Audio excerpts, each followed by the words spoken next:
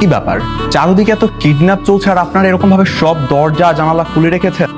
এমনই হয়, বন্ধু হারিয়ে গেলে কি আর কারো মাথা ঠিক থাকে?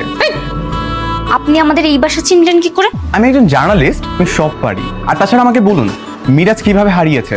আমি তো এসে গেছি, তাই না? আমি ওকে খুঁজে বের করবো। মিরাজ সকালবেলায় বিছানার উপরেই ছিল, কিন্তু হঠাৎ করে গায়েব হয়ে গেছে, একদম সেকেন্ডের মধ্যে ভ্যানিশ।